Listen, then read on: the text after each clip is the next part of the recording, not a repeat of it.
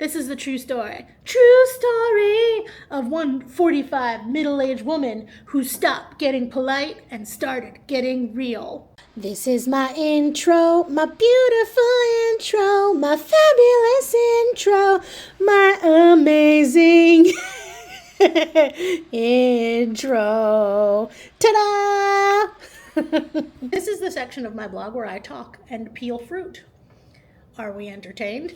My name is Sarah, and I am here at my stepmother's place in Florida. It's actually my dad and my stepmother's place, but my dad passed in August, end of August, August 31st, whatever. 30 days have September, April, June, November, 31st of August. And I'm leaving for my road trip in 2 days. And as I say, I am here in Florida. This begs to ask the question, is there now an entire generation of people that when they think of Florida, they will not think of, when you've got it bad, we've got it good, come to Florida. That was the 80s, right? Now they're going to go all Taylor Swift. Fuck me up, Florida. Fine. I can handle the passing of time through music. Anyhow, I'm here. I am leaving for my road trip in 2 days. I am attempting to teach myself how to use...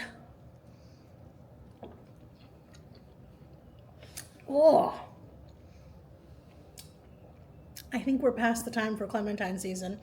I'm teaching myself how to use this new DJI because apparently you can attempt to teach an old dog new tricks. So why am I going on a road trip? Excellent question. It started because there's a family heirloom in the Sapora family. It's a music box. And this music box has been passed along from family member to family member. It came over to the US from Hungary, and it's gorgeous. I'll show you later. Anyhow, the music box is not allowed to fly. The idea is that the box has to be driven. And when my dad passed at his celebration of life, a cousin was kind enough to get me the next on the list. I don't know what VIP Sapora strings he pulled, but I'm very grateful. And so the music box is mine, which means I have to drive the music box from Florida to Vegas. I've been going through a rough spot, emotionally, spiritually, burnt out. I have, whatever, we'll talk about it later. Anyhow, I figured I might as well take a couple of weeks to give myself some room to breathe and some space and all that stuff. So I decided to turn the trip into a road trip and take 3 weeks. That's how much time I have. I would love to have more time, but it's all the time I have. I'm going to take 3 weeks to go from Florida to Vegas. And I'm going to hit some stops along the way. Now, 3 weeks sounds like a very long time, but it's really not. Oh, excuse me. It's really not. So I'm going to start in Orlando, which is where I am now. I'm going to go to Jacksonville, which is not very far from here, but I'm going to a concert by myself, which I'm excited about and nervous about. I'm going to a concert in Jacksonville.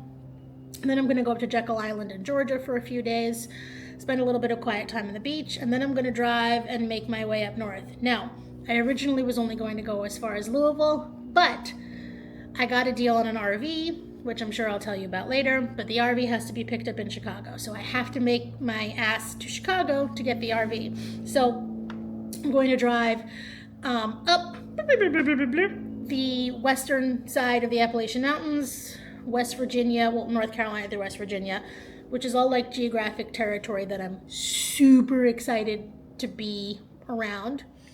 And then I'm going to make my way up into Chicago. I'm going to pick up this RV, and then I'm going to make my way back down. So we go, and then I'm going to make my way down, and I'm going to spend some time in Texas, and then cross west into Vegas. The first part of the trip, I'm using an SUV, and then the second part of the trip, I'm taking this RV. And again, I'm sure I'll tell you all about this stuff. So that's my deal. Also, inevitably, when I do this, and again, I think this is a generational thing, as I'm talking to the camera, I feel like I'm on like the OG cast of The Real World, where it was like the first time people were talking to video cameras in confessionals. And then I want to go, this is a true story. True story of 6 strangers? How many strangers? I don't remember. Who stop being polite and start getting real. So here we go.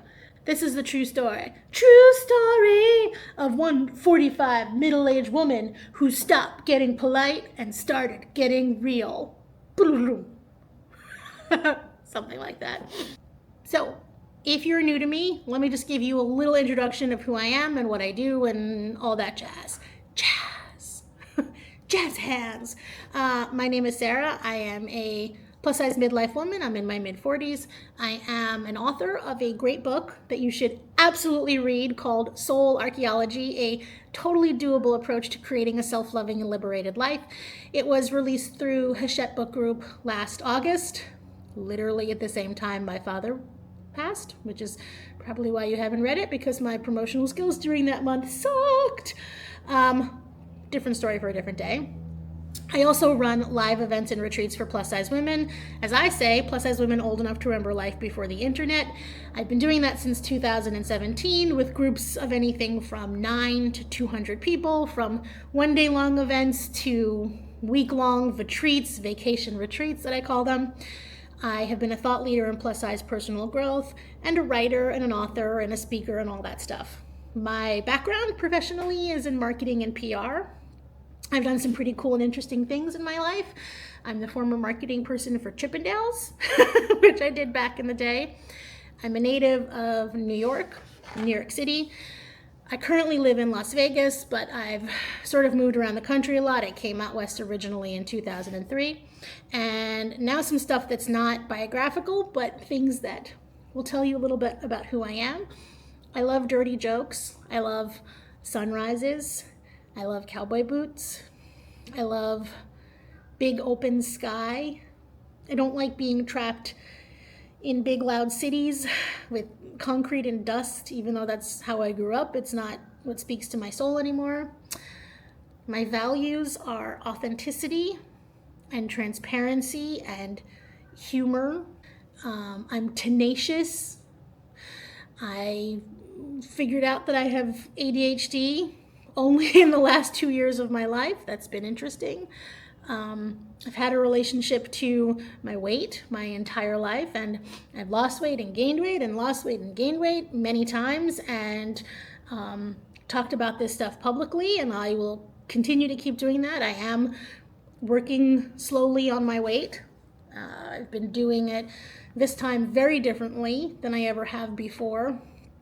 And in the last 2 years or so, I've probably lost around 70 pounds really slowly, and I'm continuing to do that.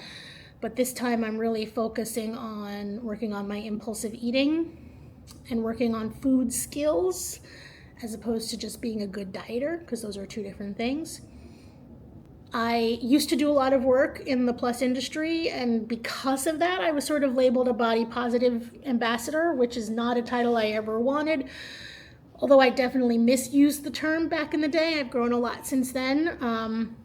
Right now, my biggest passion is speaking to plus-size women old enough to remember life before the internet, a generation of women who sort of feel caught between wanting to love and accept themselves exactly as they are, and also wanting to change and evolve and to grow. And people who have gotten to a place in their life where they're like, not fucking feeling how I want to feel. I want to be happier. Fuck this shit. Want to love my life more. Maybe women who have fallen away from themselves. Women who are struggling with their body and how to wrestle diet culture and weight loss. And the people who know me and follow me for a couple of reasons. A, they know that I'm authentic as fuck. B, they know that when it comes to the topics that I talk about, the things that I'm vulnerable about, that I never, ever, ever shy away from nuance. And I am very comfortable having conversations about sticky stuff. And I also just show up. I show up even when I'm imperfect. I show up even when I don't know what to show up about. And it's been a journey. It's been a really big journey. So that's who I am. I'm taking this road trip and I am getting out of my comfort zone big time with trying to make content for you, but I hope that it'll be helpful for somebody, because I think that we see We see a lot of stories out there about women who get their shit together, but we don't see stories about women who get their shit together who look like me. And you might relate to that. We don't see stories of midlife women that don't look like Liz Gilbert and Julia Roberts in Eat, Pray, Love, or Diane Lane and Under the Tuscan Sun. Like, I am far more Kathy Bates in fried green tomatoes than I am any of those. So if you are a woman who feels like you don't see yourself represented in self-development and personal growth, I want you to know that improving your life belongs to you just as much as it belongs to everybody else. And I aim to be honest about what that looks like. Because if we don't see the journeys of people who we relate to, shared out there, it makes us feel like we are broken, makes us feel like we are alone. And what I truly believe is as long as we are alive, as long as we have breath, as long as we can wake up every day, we have a chance to make change in our life to some degree.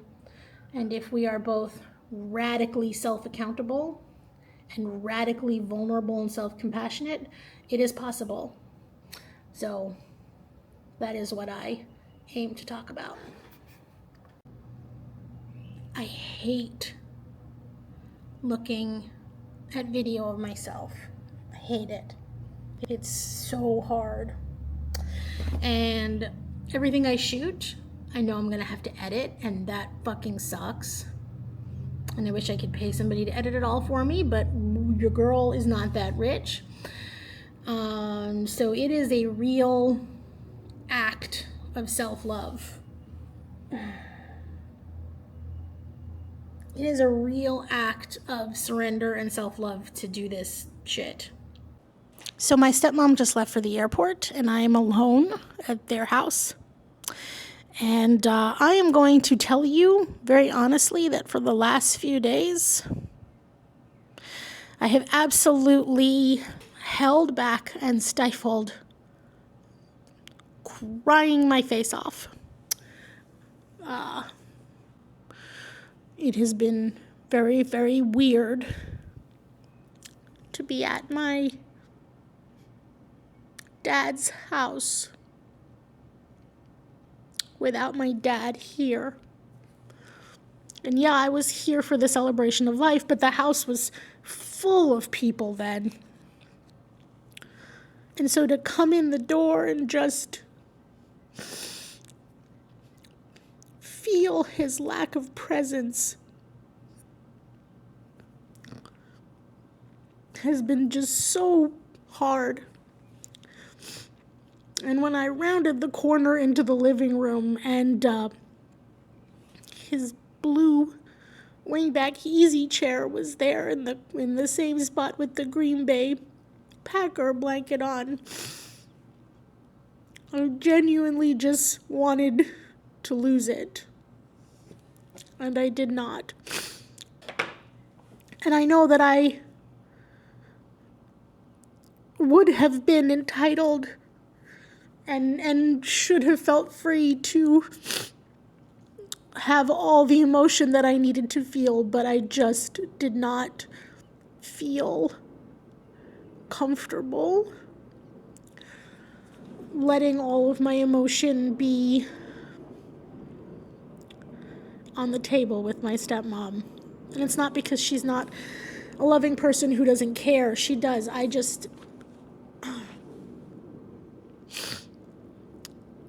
My dad and my stepmom and me and that dynamic, it's never been big emotion. It's never been a lot of emotion. It's always been more reserved. So whenever I'm in dad's spaces, I'm always more reserved. And I feel a pressure to be more reserved. And in some respects, I never truly felt I could exhale in those spaces because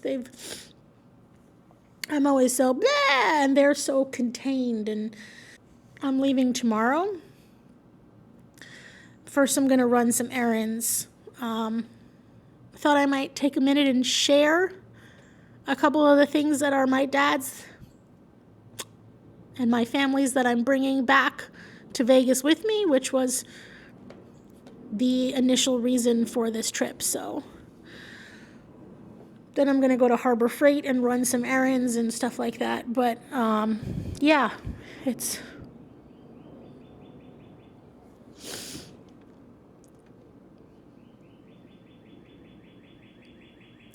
losing parents is hard. Obviously, this is shit that everybody knows. I've done pretty okay with my dad. I mean, grief is grief, and I've trust me, I've been there and I've gone through it, and I will keep going through it. But if anybody who loves me and knows me, sorry, that's my phone. If there's anybody who knows me and loves me in real life and who's watching this, I'm just telling you right now that when my mom passes, you are gonna have to peel me off the floor with a spatula and medicate me because that's gonna be bad. That's gonna be real bad. So, just this is a part of life. Grief is a part of life. Pain is a part of life. It's self-loving to acknowledge that things are painful. And when I was going through the initial phase of grief with my dad, I let myself feel what I was needing to feel. And I just said to myself that the most self-loving thing I could do for myself was to have a good grief. And that didn't mean performative, and that didn't mean whatever, but it meant that I was present. And as long as I wasn't using any coping mechanisms that would ultimately be more hurtful to me in the long run, and I was allowing myself to feel what I needed to feel in the moment, and just learning how to sit with that, then I was proud of the grief that I was having. And I did that. So this is, I think, really normal. My dad died at the end of August last year. It's May, August, September, October, November, December, January, February, March, April, May. So it's been, 9 months or so, 8 or 9 months. And this is the first time I've really sort of been back in his space. So I'm going to take a second, and then I'm going to show you the music box that I'm bringing, and a couple other things that I'm bringing with me too. Here she is. She's really beautiful.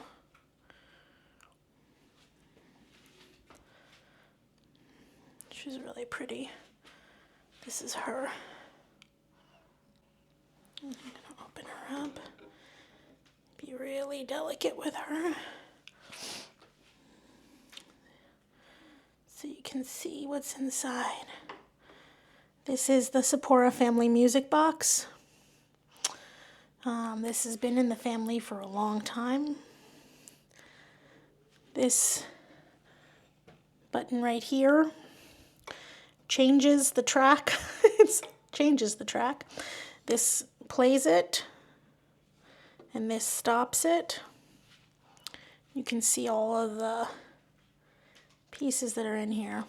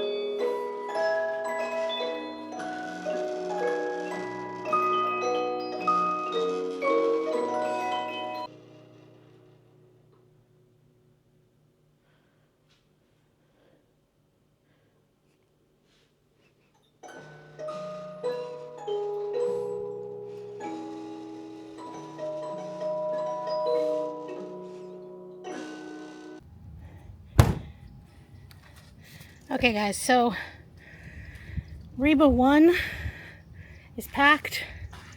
I'm going to have 2 cars throughout this trip. This is Reba One. She's... well, when I saw her, I was either going to name her Brooks and Dunn or Reba. And then I was like, she fancy, like the song Fancy, so she ended up being Reba. So I got Reba One packed. My dad's stuff is in here. It's very surreal. His ashes are in there, guitar, stuff like that. My stuff packed here.